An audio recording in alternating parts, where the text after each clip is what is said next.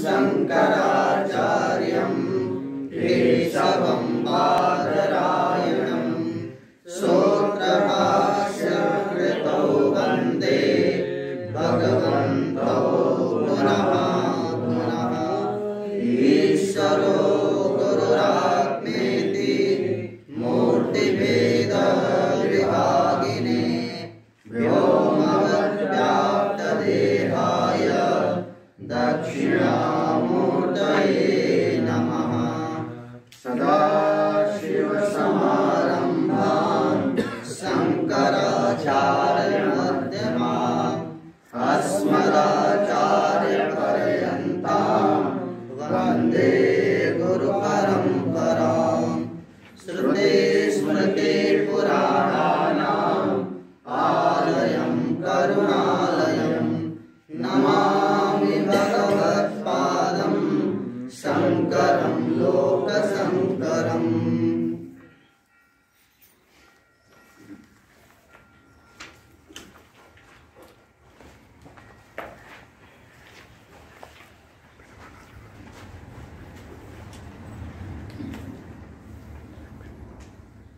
ईशावास्यम् इत्यादयो मंत्राः कर्मस्व विनियुक्ताः तेषां कर्मशेषस्य आत्मनो याथात्म प्रकाशकत्वात्। याथात्म्यं च आत्मना शुद्धत्व पापविद्धत्व ऐकत्व नित्यत्व अशरीरत्व सर्वगतत्वादि वक्ष्यमाणम्।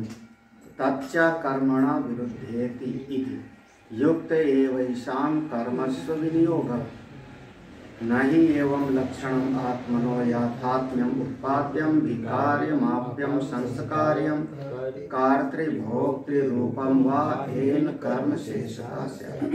सर्वासाम् उपनिषदाम् आत्म यथात्मनिरूपणेन एव उपक्षयात् गीतानां मोक्षधर्माणां चैवं परत्वात्।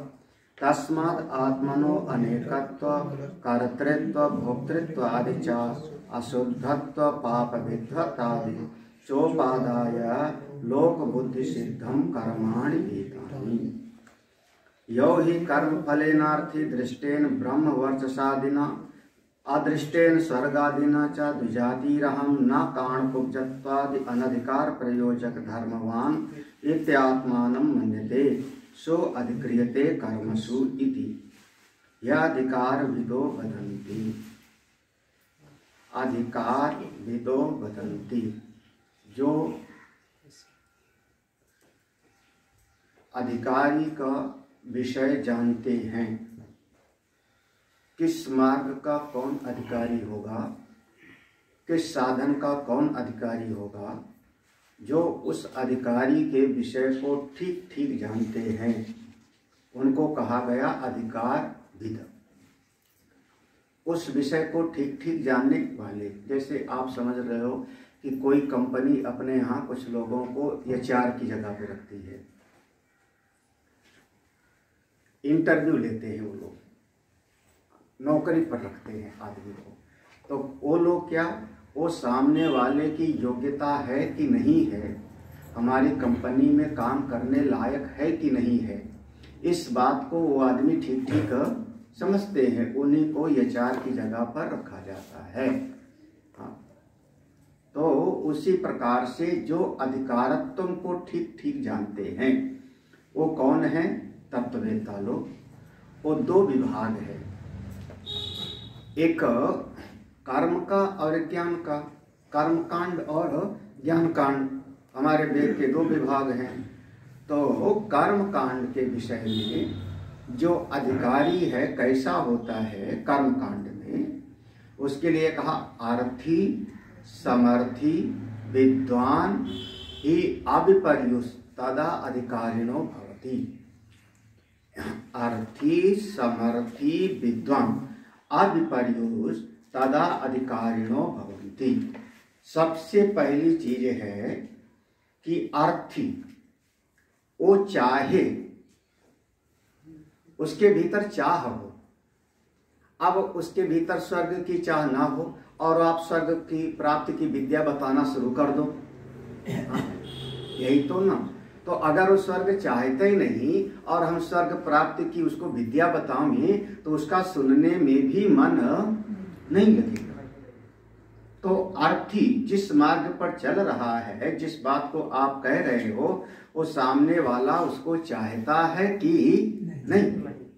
अर्थी कठोपनिषद में पढ़ोगे तो यमराज जी ने नचिकेता के सामने ढेर सारा रख दिया। हाँ, हाथी ले ले, घोड़ा ले ले, पोता ले ले, बेटा ले ले, 100 साल वाले ले, जमीन ले ले, धन ले ले, लेकिन वो कहता है हमको ये सब अर्थी नहीं। तो पहली चीज है अर्थी। अर्थी अर्थी माने उस चीज को चाहने वाला। ज्यादातर समस्या यहाँ पर होती है। जैसे कई बार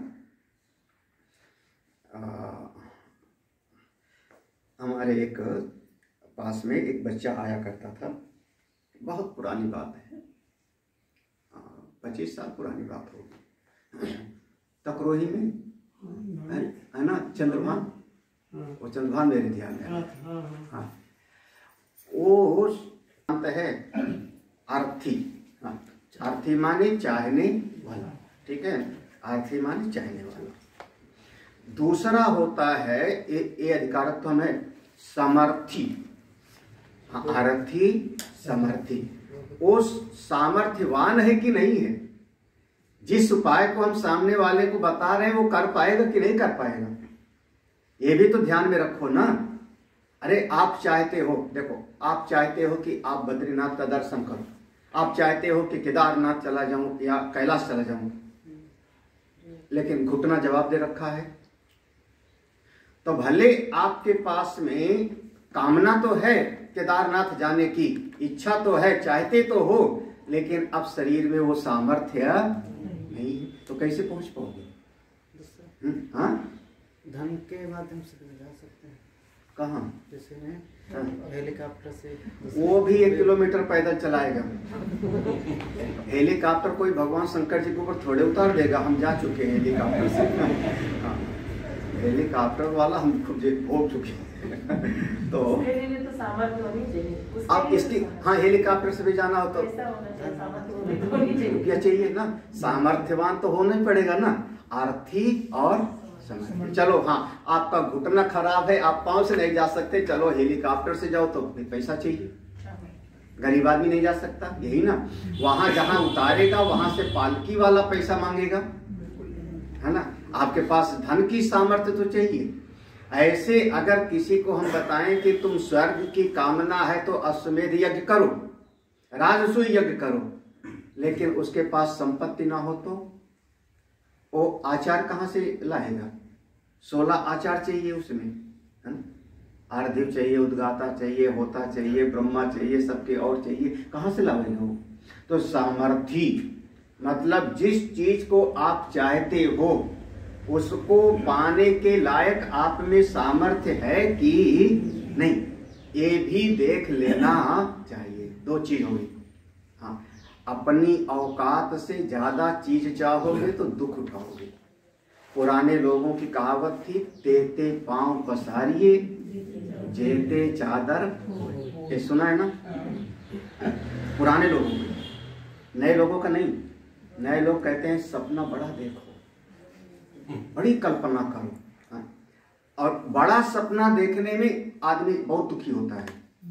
हाँ, वो आप, हम लोग क्या कहते हैं ज्यादातर, आप देखो 2 तरीका बताएं। आज मन हमारा जो है ये बहुत बढ़िया सूत्र है यहाँ पे ना। देखो, हम लोगों का जो आश्रम होता है, हम लोगों का आश्रम ठीक ठाक पैसा तो होता नहीं इकट्ठा। तो कोई आया 10,000 दे दिया तो लगता है कि यहाँ पर एक कमरा बना दो, कोई आया 20,000 दे दिया तो यहाँ पर एक रसोई बना दो। तो सब का सब बिना प्लानिंग के बन जाता है। बाद में कोई आर्किटेक्ट आता है, भगत आदमी, तो कहता है स्वामी जी अकल नहीं थी, कुछ प्लानिंग करके बनाया। क्योंकि हाँ, अब प्लानिंग करके बनाए नहीं तो क्या सलाह देगा? पूरा तोड़ दो और नई डिजाइन के साथ बनाओ। देखो, हमारे इस आश्रम को भी तोड़ने की सलाह दिया था। हाँ, तो वो पूरा तोड़ दो। हम कहते हैं भैया हमारे पास इतना पैसा इकट्ठा नहीं होता, थोड़ा थोड़ा मिलता जाता है, थोड़ा थोड़ा हम लगाते जाते हैं। हम कटोरा लेके रसीद बुक लेके गली गली हम मांगेंगे नहीं। भगवान की कृपा से आकाश वृत्ति से जितना मिला उतने में हम अपना काम चला लेते हैं, ठीक है ना। दूसरे लोग क्या होते हैं, देखो अब दूसरी दृष्टि क्या है, 40/80 का तो हाल होना चाहिए, जेब में है नहीं 40/80 का तो हाल होना चाहिए, क्योंकि कम से कम 1000 लोग अगर सत्संग के लिए आ गए तो कहाँ बैठेंगे। हाँ ठीक है, न्यू भरा दो। अब 4 कमरा बना लो, गृहस्थी लोग भी ऐसे करते हैं, गृहस्थी लोग भी ऐसे करते हैं, मत समझना। हाँ, न्यू थोड़ा मजबूत बनाना, 100-200 साल टच से मत समझना, अपना ठिकाना है नहीं। न्यू इतनी चौड़ी चौड़ी बनाना, 1.5 ईंट की। अब नींव तक आते आते जितना जेब में रहता है सब खत्म हो जाता है, सही बता रहा हूं आपको। नींव तक आते आते प्लिंथ लेवल तक जितना जेब में था वो खत्म हो गया। उसके बाद थोड़ा मांग जांच करके दीवार खड़ा किया, तू उधार दे दे भैया, लोन ले ले, दीवार खड़ा हो गया। उसके बाद छत किसी तरीके से रोगा के बढ़ गया। दरवाजा कहां से लगे, चौखट कहां से लगे, बिजली की फिटिंग कहां से हो गए, प्लम्बर की फिटिंग कहां से हो गए। बोले चलो एक पर्दा टांग के रहने लगते हैं, धीरे धीरे होता है ना। मतलब आपने जो शुरुआत में सोचा था वो सही तरीके से आपने अपनी सामर्थ्य से ज्यादा सोचा था, समझ में आ रहा चाहिए, अपनी औकात से ज्यादा सोचा था। और उसका परिणाम कि आप साल दर साल आप उस तनाव में रहोगे कि रहने की व्यवस्था ठीक से नहीं। तुमको नहीं पता, यहाँ जहाँ बैठे हो आज इस वाले हाल में, यहाँ हम पहले टीन डाले थे, याद है सत्य।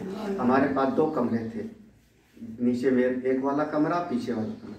एक कमरे में सारे पुरुष लोग सो जाते थे, दूसरे कमरे में स्त्री लोग, और एक कमरे में 15-15, 10-10 लोग, 15-15, 10-10 लोग करवट नहीं बदल पाते थे। एक कमरे में लेडीज, एक कमरे में जेंट्स। और मैं कभी यहीं पर तखत पड़ा रहता था, ऐसे टीम थी, यहाँ पर जो है ट्रैक्टर डाला हुआ था, इसको गोबर से लिपा था, इसमें हमने साधना शिविर किया, इसमें साधना शिविर किया। ज्यादातर जेंट्स लोग गंगा जी जाते थे सवेरे, लेडीज बाथरूम में नहा लेती थी। हमारा अपना तरीका ऐसा था। सामर्थ्य हो आपके पास उतना है तो आज हम लिफ्ट भी लगवा लिए, ठीक है ना। लेकिन शुरुआत में हम अपनी औकात से आगे, सामर्थ्य को देख के आगे कदम बढ़ाना चाहिए। सबसे पहली कार हमने जो खरीदी थी, देखा था ना, लाल रंग की मारुति वैन, 2.25 लाख की।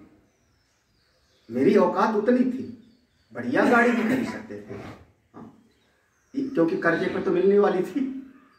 लेकिन नहीं, हम जितना दे सकेंगे उतने खरीदें। आज सामर्थ्य है कि आपके पास में अच्छी अच्छी कार खड़ी है, लेकिन आप अपनी सामर्थ्य के अनुसार कदम आगे बढ़ाओ। अपनी सामर्थ्य से बहुत ज़्यादा कि आप सोचोगे तो आपका मन फिर दुखी होगा, फिर आप परेशान हो जाओगे, है ना।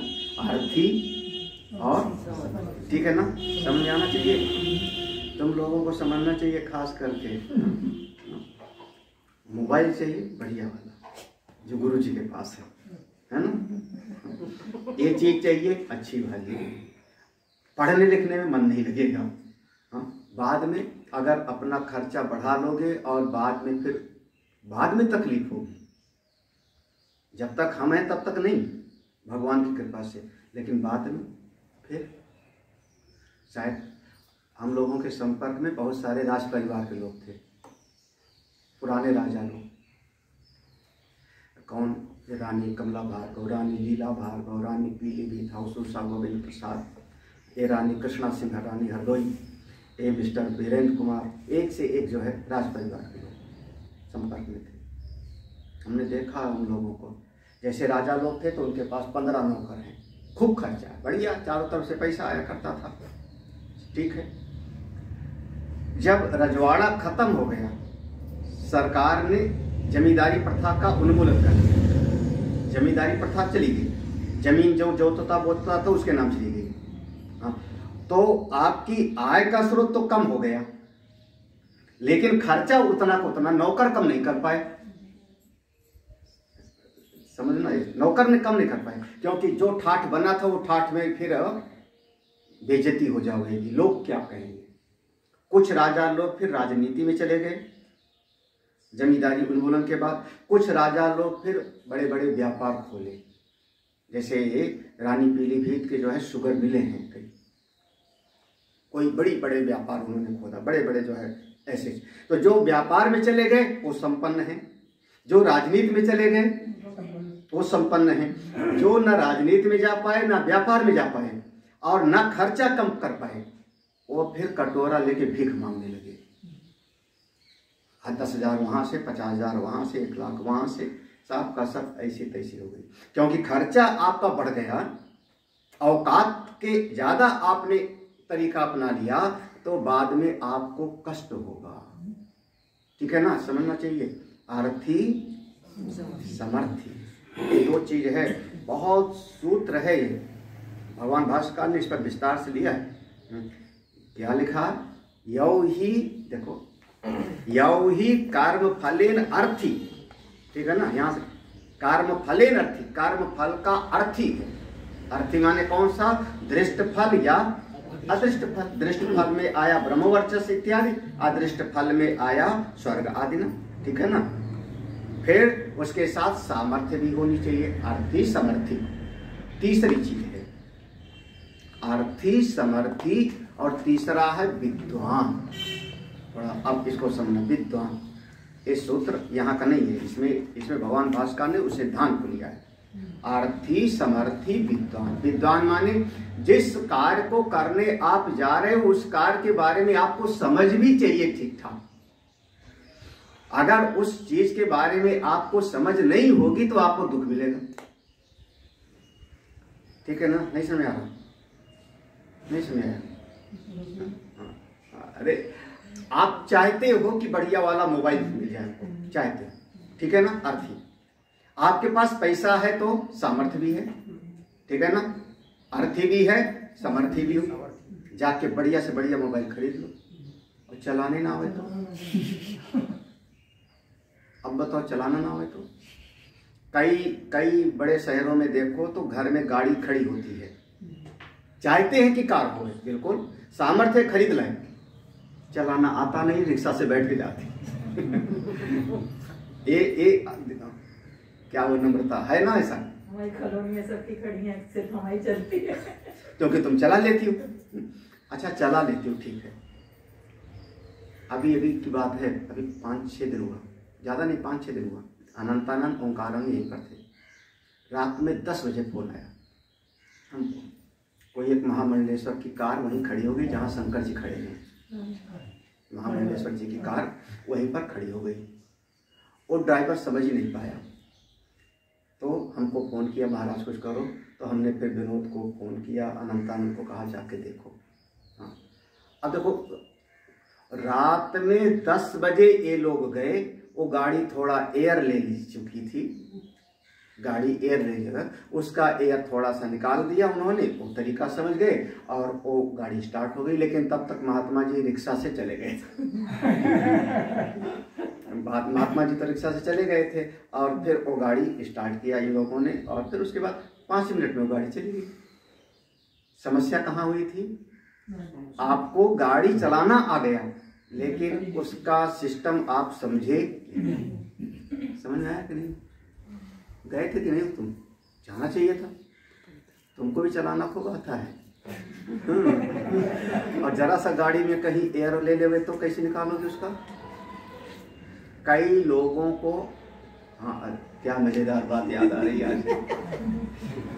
करीब 1-1.5 साल से ये गाड़ी चला रहे थे प्रणव, 1-1.5 साल हो गया था, 1.5 साल से गाड़ी चला रहे थे। एक दिन हमने कहा इसका जैक कहाँ है, निकालो, पहिया बदलो।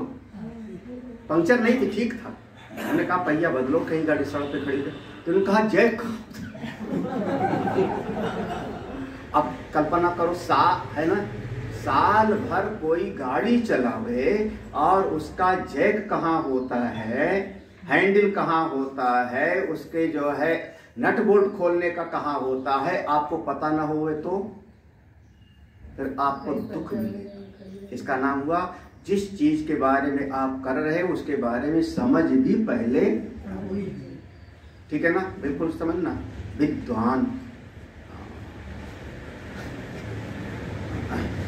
जिस दिन नई गाड़ी खरीद के हमारी साउथ सिटी गई थी मारुति में, पहले दिन हमने बीके सिंह का साहू था, हमने उससे पहले दिन यही पूछा था कि इसमें स्टेपनी कहाँ, पंक्चर हो जाए तो कैसे बदले।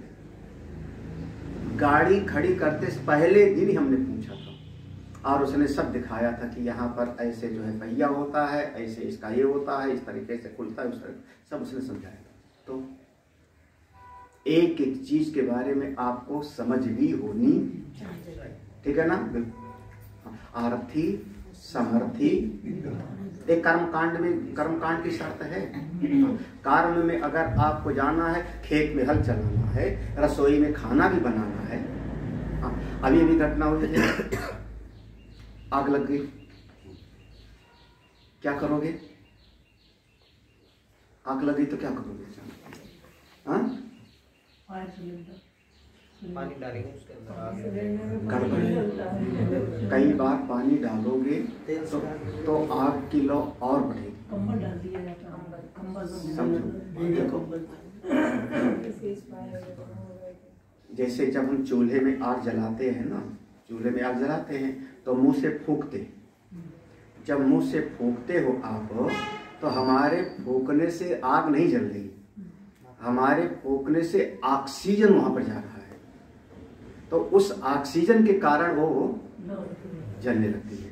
जैसे लालटेन है, देखो तो नीचे उसमें हवा जाने की जगह होगी, हाँ, लैंप है उसके ऊपर ऐसे रख दो, ऑक्सीजन मिलना बंद हो जावे तो वो बुझ जाता है ना। तो ऑक्सीजन चाहिए, तो पानी में ऑक्सीजन होता है, हाइड्रोजन है ना, H2O, हाइड्रोजन भी है, ऑक्सीजन भी है।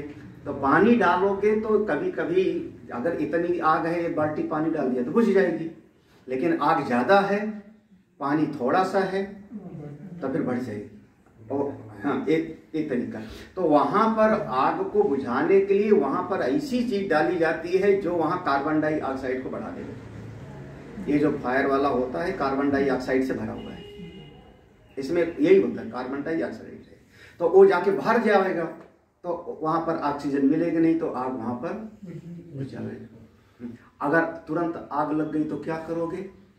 हाँ, अभी लखनऊ में भी एक दिन हुआ था, गैस सिलेंडर में लग गई थी, मैं था लखनऊ में। हाँ, यहाँ पर भी 2 बार हो चुका ना, अभी भी विनोद हुआ था परसों नरसों 3-4 दिन पहले। क्या हुआ था? 4-5 दिन निकल गया था, कुछ निकल गया था, कुछ हुआ था ना, कुछ हुआ था, आवाज आने लगी थी मुझको कमरे में, तो मुझको लगा कि कुछ है। तो विद्वान भी होना चाहिए आपको। ऐसी परिस्थिति में आपको क्या करना है? आपके पास गैस सिलेंडर है, आपके पास चूल्हा है, आपके पास तमाम तरह की मशीनरी है, बिजली है, शॉर्ट सर्किट हो जाए तो क्या करोगे? अचानक यहाँ से चिंगारी निकलने लगे तार से तो क्या करोगे आप? इसके बारे में आपको समझ भी होना, ठीक है ना। 3 चीज हो गए, अर्थी समर्थी विद्वान। अब इसको यज्ञ में ले जाना। आप स्वर्ग की कामना वाले हो, बहुत अच्छा। स्वर्ग की कामना के लिए करना क्या होगा? यज्ञ। तो यज्ञ करने में सामर्थ्य हो तब स्वर्ग की कामना करो। अगर सामर्थ्य ना हो और स्वर्ग की कामना करोगे तो दुख मिलेगा, यही ना। फिर यज्ञ, कौन सा यज्ञ हम करें? यज्ञ की विधि क्या होता है ये हमको भी थोड़ा बहुत पता होना चाहिए, ठीक है ना। विद्वान, अर्थी समर्थी विद्वान, 3 हो गया ना। चौथा कहा अविपर्युष, जिसको शास्त्र ने, कानून ने मना ना किया हो। देखो, जो कानूनन जिसको मना ना किया हो, शास्त्र ने मना ना किया हो, मतलब अधिकारी हो, कानूनन अधिकारी हो, हम कहते हैं शास्त्र के अनुसार, शास्त्र से विपरीत नहीं। देखो शास्त्र के अनुसार क्या है समझना, क्या है कि जब किसी को स्वर्ग चाहिए तो ये शरीर छोड़ करके भीतर का जो जीव है वही जाके स्वर्ग का सुख भोगेगा, क्योंकि कर्ता भोक्ता कौन होता है? जीव। हाँ, शरीर तो माध्यम है। जब हम हाथ से दान करते हैं तो जिसके भीतर आता है कि मैंने दान किया वो कौन है? जीव। तो ये शरीर तो यहीं रह जाएगा, यही इसको आप चाहे जल में डाल दो चाहे जमीन में गाड़ दो, लेकिन भीतर का जो जीव है वही स्वर्ग नरक जा करके सुख दुख भोगेगा। और ये जो जीव जाएगा तो उसको एक नया भोग शरीर मिलता है, अतिदैहिक देह। विपरीत ये शास्त्र का नियम है, ठीक है ना। किसी एक राजा ने जबरदस्ती सोचा कि मैं शरीर के साथ ही जाके स्वर्ग का सुख भोगूं। कौन था? त्रिशंकु तो बाद में नाम पड़ा था। हाँ, कौन था राजा? राजा का नाम सत्यव्रत। राजा का नाम सत्यव्रत, हरिश्चंद्र के पिताजी, उनका नाम सत्यव्रत। अब देखो, अब इस शास्त्र से विपरीत उन्होंने सोचा ना कि मैं इसी शरीर के साथ जाऊं और जाकर के स्वर्ग का सुख भोगूं। तो क्या हुआ? जिस चीज को शास्त्र ने मना किया है उसको आपने जबरदस्ती करना, ठीक है ना। यहां से गड़बड़ी हो रही है। तो बाद में वशिष्ठ ऋषि ने मना कर दिया, वशिष्ठ के पुत्र ने मना कर दिया, उन्होंने श्राप भी दे दिया, जा पापी है तू। विश्वामित्र ने कहा जो वशिष्ठ ना करे वो मैं जरूर करूंगा। इनका तो आपस में लाग डांट था। अब उन्होंने शरीर स्वर्ग भेजने के लिए यज्ञ कराया, शरीर के साथ उस स्वर्ग गए, वहां से धक्का मार के निकाले गए। जब उलट गए तो सिर नीचे और पांव ऊपर, और तब से उनका नाम पड़ गया त्रिशंकु। त्रिशंकु नाम तब पड़ा जो न ऊपर के रहे और न नीचे। गड़बड़ी क्या हुई? गड़बड़ी ये हुई कि आप शास्त्र की विधि के विपरीत चलने का सोचे ना। जिस चीज को शास्त्र ने मना किया है वैसा मत करो। विधि और निषेध ये दोनों का पालन करना चाहिए। आविपर्यो माने, अब यहाँ पर सुन, जैसे अब देखो सरल भाषा में कहें, जब तक यज्ञोपवीत नहीं हुआ है तब तक वेद पाठ का अधिकारी, ठीक है ना। और यज्ञोपवीत के बगैर अगर वो वेद का अध्ययन करता है तो अनधिकार चेष्टा हो गई। आविपर्य, बिना टिकट लिए ट्रेन में बैठना है ना, मना है ना, नहीं चाहिए। अब भाई बैठ भी जावे तो पहुंचेगा तो, लेकिन डरा डरा सा बैठा रहेगा, डरा तो रहेगा। हर काला कोट वाला उसको टिटिए दिखेगा। ये मेरा अनुभव है, मैं बता रहा हूँ। मैं बेटिकट चला हूँ ट्रेन में, इसलिए वो भी करके देखा हूँ। लेकिन नियम क्या है कि टिकट लेके ही ट्रेन में बैठना, ठीक है ना।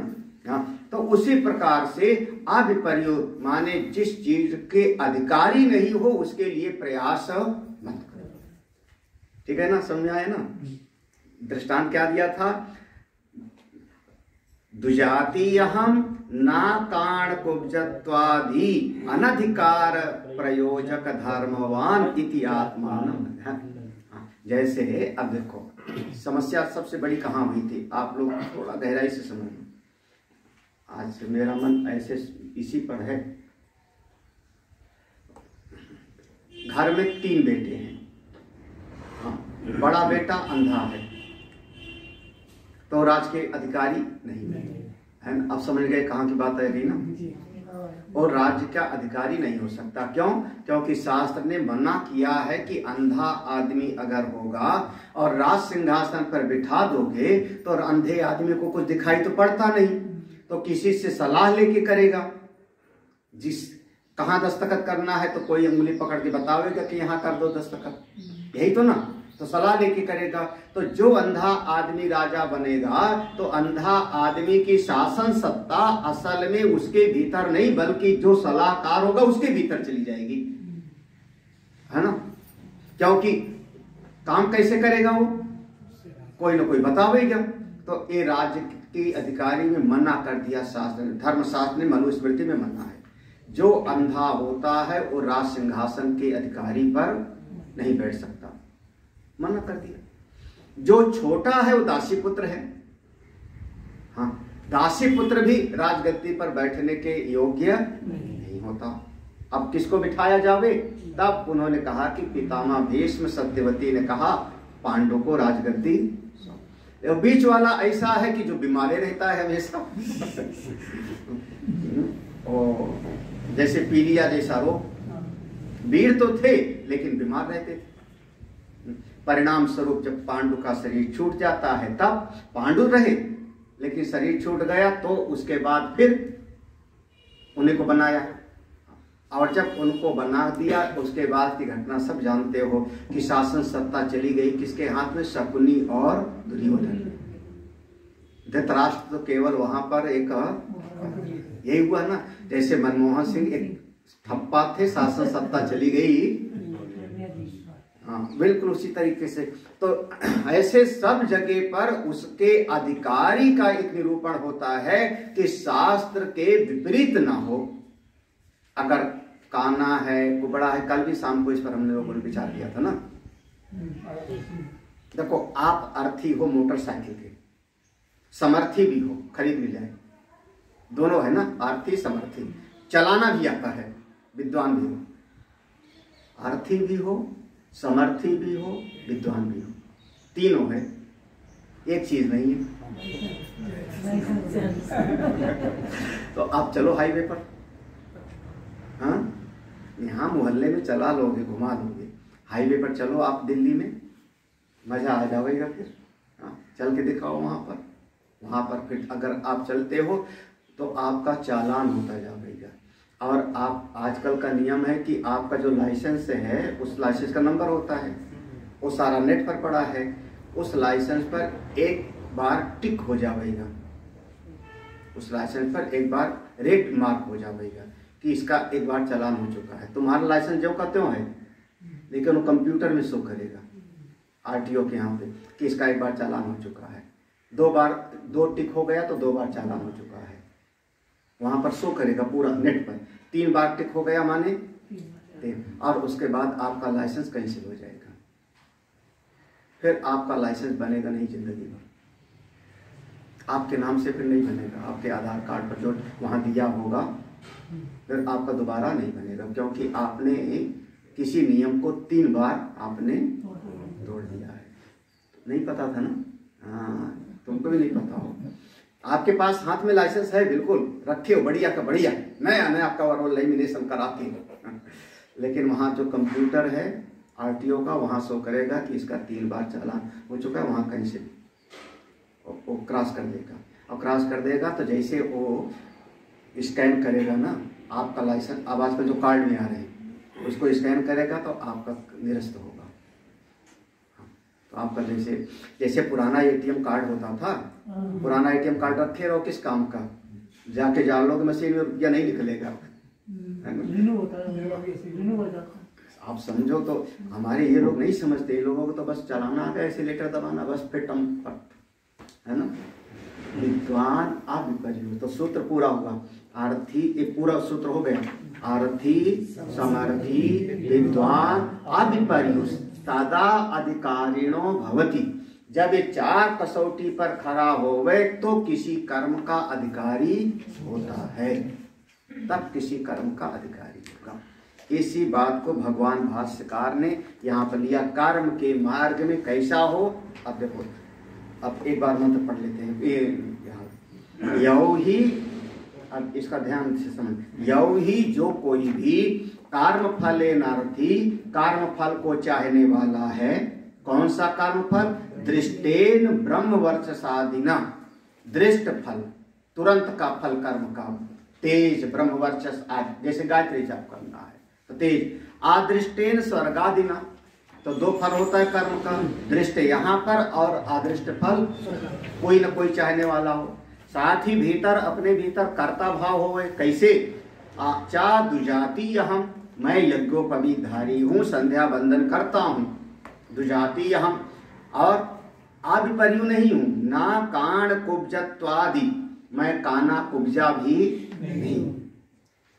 अब तुम ऐसा श्रेष्ठ कर्म कर सकते हो, इतना अगर है तब कर्म कर सकते हो। अनाधिकार प्रयोजक धर्मवान, मैं अनाधिकार किसी कर्म में नहीं लग रहा हूं, बल्कि अधिकार के साथ है, मैं योग्यता प्राप्त हूं, हमको शास्त्र ने आज्ञा दिया है कि ऐसा कर रहा हूं। अनाधिकार चेष्टा नहीं है। अब इति आत्मानं मन्यते, जो अपने आप को ऐसा मानता है, सो अधिक्रियते कर्मसु इति, उसी का कर्म में अधिकार है। कर्मसु इति ही अधिकार विदो वदन्ति, इस बात को अधिकार विद लोग, जो अधिकारत्व का वर्णन करते हैं, वो लोग जानते हैं, वो लोग बताते हैं। अब आगे तस्मात् एते मंत्राः आत्मनो याथात्म प्रकाशनेन आत्म विषयम स्वाभाविकम अज्ञानम निवर्तयन्तः। इसलिए क्योंकि अब आप कर्म कांड के बाद 40वें अध्याय ज्ञान कांड में आ रहे हो, उपनिषद में आ रहे हो ना, ज्ञान कांड में, तो तस्मात् इसलिए एते मंत्रा, ए आगे के जितने मंत्र हैं ये क्या हैं? आत्मनो याथात्म प्रकाशने, आत्मा के वास्तविक स्वरूप का प्रकाशन करते हैं। आत्मा को जैसा अपना स्वरूप है वैसा ये दिखाने वाले हैं। तो कैसे दिखाएंगे? आत्म विषयम स्वाभाविकम अज्ञानम, अपनी आत्मा के विषय में अनादिकाल से जो अज्ञान चला आ रहा है, पर्दा पड़ा है 84 लाख जन्मों से। आप आत्मा है लेकिन जानते नहीं थे, चाहे देवता बने थे तब भी, दैत्य बने थे तब भी, चींटी मकोड़ा बने थे तब भी, हाथी शेर बने थे तब भी। 84 लाख की आत्मा तो आपके पास है, लेकिन उसको ठीक ठीक आप जानते नहीं जानते थे ना। तो नहीं जानते तो क्या हुआ? स्वाभाविकम, स्वाभाविक माने अनेक अनेक काल से, अनादिकाल से। अज्ञान कब से है? अनादिकाल से अज्ञान चला आ रहा है। ये जो मंत्र हैं, ये मंत्र आपके उस अज्ञान को दूर कर देंगे, और जब अज्ञान दूर हो जाएगा तो अपने स्वरूप का यथावत प्रकाश हो जाएगा, आत्मा को ठीक ठीक हम जानेंगे। देखो, स्वाभाविकम अज्ञानम निवर्तयन्ता, आत्मा के विषय में स्वाभाविक अज्ञान को, अनादिकाल से चले आ रहे अविद्या को दूर कर देंगे, और दूर करके आत्मा का यथात्म प्रकाशन कर देंगे जैसा आत्मस्वरूप है। पूरी पंक्ति करते देख लेना, पूरी पंक्ति का। तस्माद एते मंत्रा, इसलिए ये आगे के मंत्र, आत्मनो यथात्म प्रकाशनेन, आत्मा का यथात्म स्वरूप प्रकाशित करने के द्वारा, आत्म विषयम स्वाभाविकम, आत्मा के विषय में जो अनादिकाल से अज्ञान था उसका निवर्तन कर देते हैं, दूर कर देते हैं, निवर्तयन्ता। ठीक है, स्पष्ट? आगे बढ़ूं? अच्छा, संसार का अज्ञान मिट गया तो क्या होगा? बढ़िया, अज्ञान मिट गया तो हाँ, फल देखो, शोक मोह आदि संसार धर्म विच्छित्ति साधनम आत्म एकत्वाद विज्ञानम उत्पादयन्ति। बहुत बढ़िया। हाँ, भाई अज्ञान के कारण जो जो था वो क्या क्या था? शोक मोह आदि, आदि माने शोक मोह दो चीज तो हो गया, आदि माने सब। हाँ बिल्कुल, सब जोड़ लो, हान लाभ, विजय पराजय, सम्मान अपमान, जो कुछ भी था वो सब का सब, राग द्वेष सब का सब, है ना। वो षड्विकार, काम क्रोध लोभ मोह अविद्या अस्मिता राग द्वेष सब, शोक मोह आदि माने सब का सब। आदि शब्द लगाया ना, सब का सब। वैसे लगभग जो बीत गया उसके लिए शोक होता है, और जो वर्तमान में है उससे मोह होता है। नहीं समझा? कल हमारा कोई ग्रंथ फट गया था तो उसको याद करके अब क्या करोगे? दुखी होगे, इसका नाम हो गया शोक। हाय हाय मेरा वो वस्त्र फट गया था, मेरा ग्रंथ, यही ना।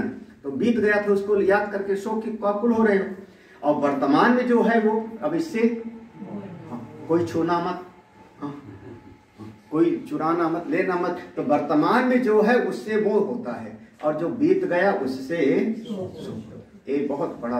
अब भविष्य की होती है चिंता, कल क्या होगा, परसों सर्दी लगेगी तो कंबल कहाँ से मिलेगा, तो भविष्य की चिंता होती है, समझ में आ रहा है कि नहीं? कहा हुआ नहीं सुन रहा।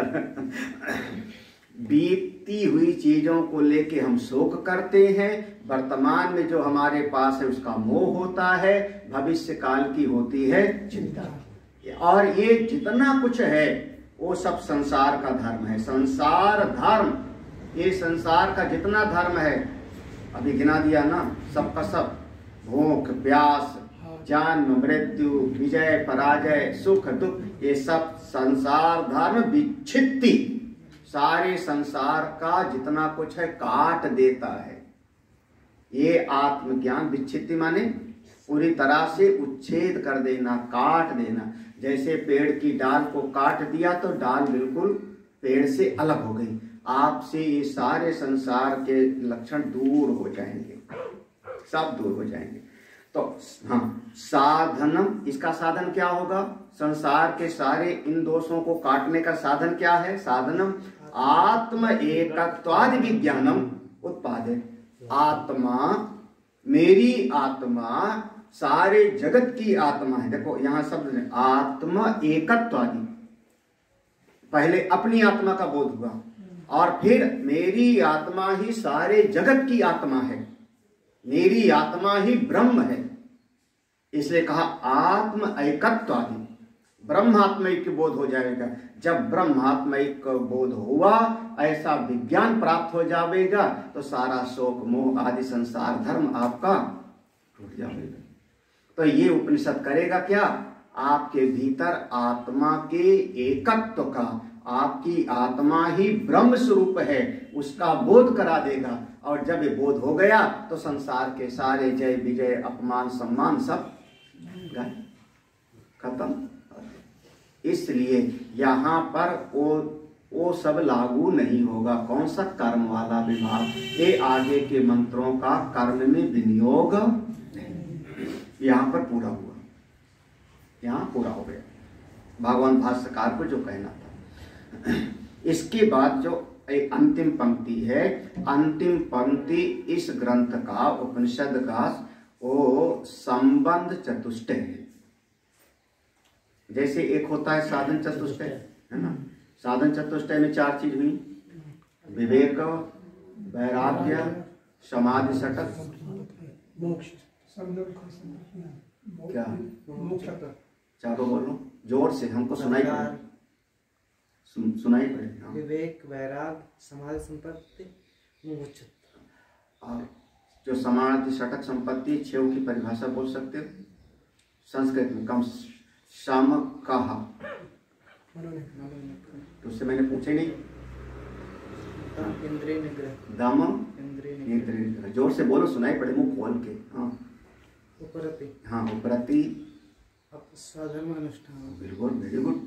स्वधर्म अनुष्ठानम एव, ये भगवान भास्कर की परिभाषा है। दीक्षा, हाँ, सुख दुखादि हाँ, सहिष्णुत्व, सुख दुखादि सहिष्णुत्वम, ये तत्वबोध की परिभाषा है, हमेशा काम आएगी, रट डालो तत्वबोध की। हाँ, सुख दुखादि सहिष्णुत्वम।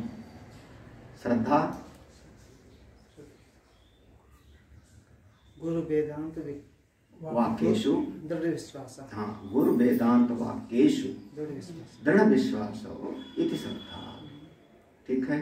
समाधान, चित्ते एकाग्रता। Very good. यहाँ तो है, बार बार रिवीजन करते रहो तो फटाफट आवेगा। अभी सोचना पड़ रहा है ना? तुरंत रिवीजन होता है। समाधान क्या? चित्त एकाग्रता। ठीक है। तो इस प्रकार से जैसे साधन चतुष्टय हुआ, तो ग्रंथ का होता है संबंध चतुष्टय। संबंध चतुष्टय, इसको अनुबंध चतुष्टय बोलते हैं। हाँ, अनुबंध चतुष्टय, अनुबंध चतुष्टय भी कहते हैं, संबंध चतुष्टय, अनुबंध चतुष्टय। चलो कह लो।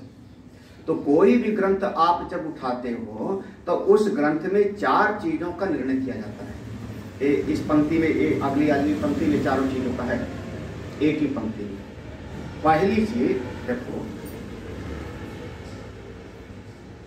जैसे लाइब्रेरी में जाओ आप, तो मैंने लाइब्रेरी संभाली है बहुत दिन तक। तो लाइब्रेरी में आप करते क्या हो? कौन सी अलमारी में कौन सी किताब होगी, कौन सी अलमारी में कौन सी किताब होगी, तो उसको कैसे विभाग करते हो? विषय के साथ में। हाँ, साइंस की पुस्तकें इसमें होंगी, सामाजिक विज्ञान की पुस्तकें उसमें होगी, यही ना। तो पहली चीज क्या हुआ? विषय। अगर आपको दवाइयों की पुस्तक देखनी है तो वहां इतिहास भूगोल वाली अलमारी में नहीं जाओगे ना। तो ग्रंथ माने कोई भी ग्रंथ होता है तो सबसे पहली चीज होता है कि इस ग्रंथ का विषय क्या है, पहले ही समझ लो। और लगभग किसी भी ग्रंथ की भूमिका में लिखा जाता है। हर ग्रंथ की प्रस्तावना भूमिका होती है। ये विनोद को बहुत अच्छी तरह से याद होगा, जिंदगी भर यही किए, है ना। प्रस्तावना, भूमिका या दो शब्द, उसके शुरुआत में लिखा जाएगा कि इस ग्रंथ में क्या विषय, ठीक है ना, किस विषय को लेकर के ये ग्रंथ लिखा गया। तो अनुबंध चतुष्टय में इस ग्रंथ का विषय क्या है, इसमें प्रस्तावना। हाँ, इसमें प्रस्तावना है, इसमें प्रस्तावना है, सब जगह होता है।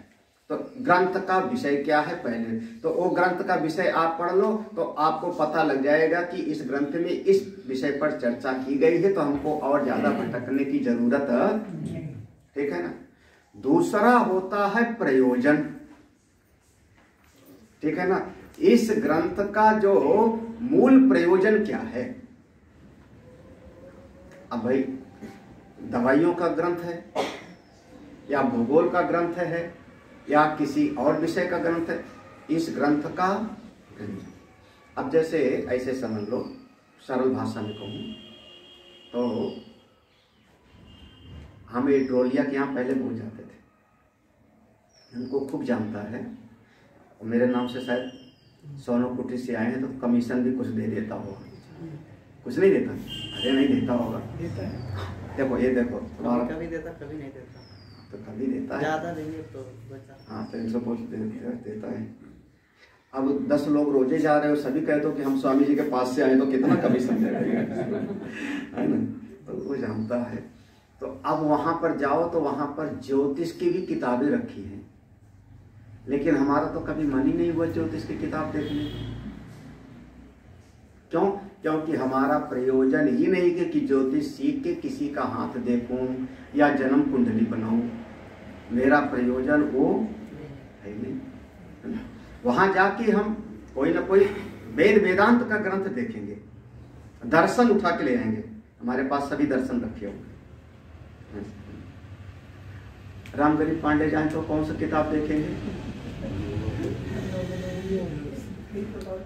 अवकहड़ा चक्र वाली किताब, लाल किताब, भृगु संहिता, अरे पहले सब इकट्ठे किए हो। भृगु संहिता, भृगु संहिता तो कहाँ से सीखा था फिर जन्म कुंडली में? अलग प्रकार की मैं आपको बताऊंगा। हाँ चलो, रावण संहिता देखा है, रावण संहिता। हाँ ये भगवान दशानन, छोटा मोटा तो जान ही। देख करके उसको लिया नहीं मैंने तीसरी। बताइए ज्योतिष पढ़ाने वाले आचार्य लोग। तो देखो दूसरा हो गया प्रयोजन, ठीक है ना, बस इतने समझ। ग्रंथ में अनुबंध चतुष्टय में 4 चीज, विषय, प्रयोजन, अधिकारी और संबंध। ये 4 चीज को मिला के कहते हैं अनुबंध चतुष्टय।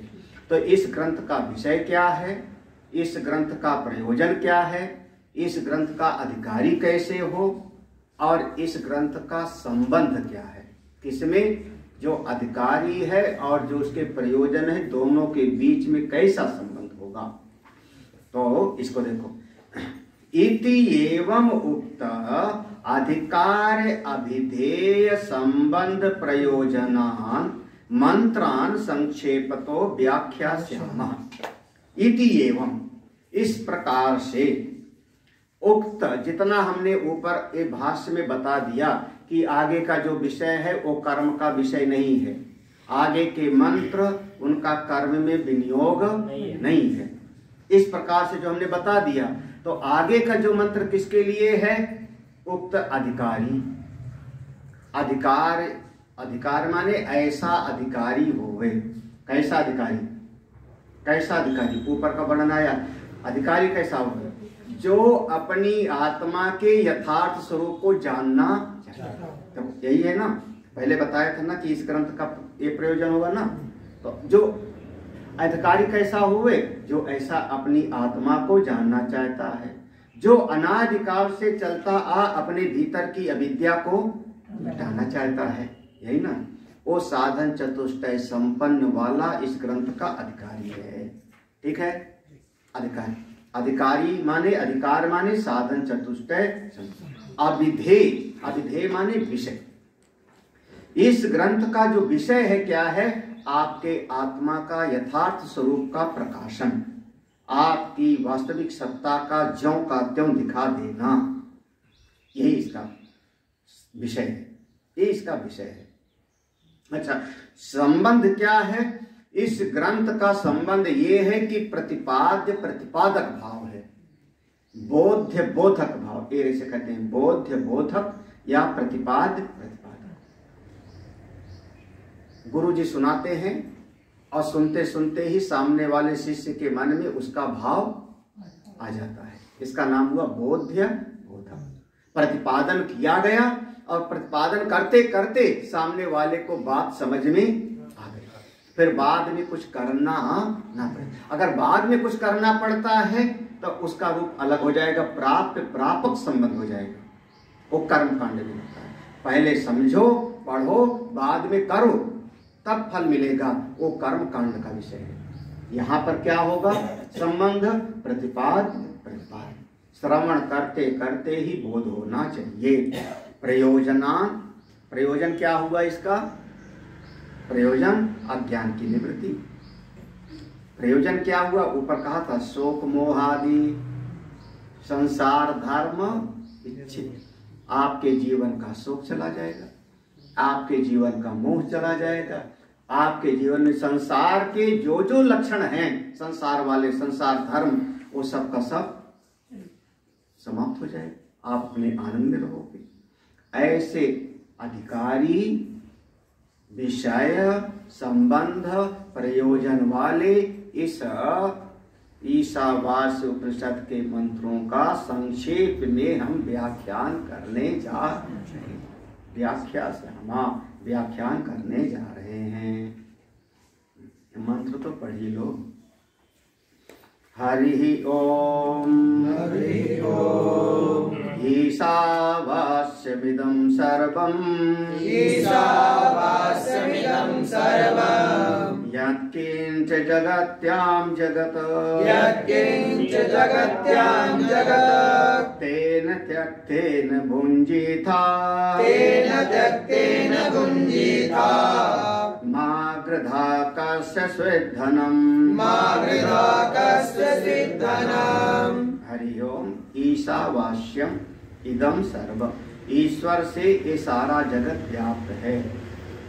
यत् किंच, जो कुछ भी, जगत्याम जगत, इस जगत में, पृथ्वी पर जो कुछ भी है, जरा सा भी है, वो सब ईश्वर से ही व्याप्त करने योग्य है।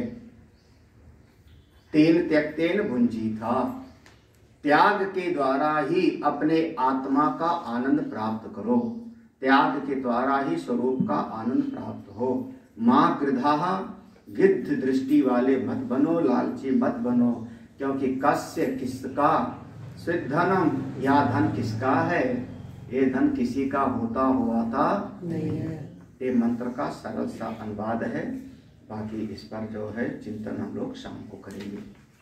इस समय पर यहाँ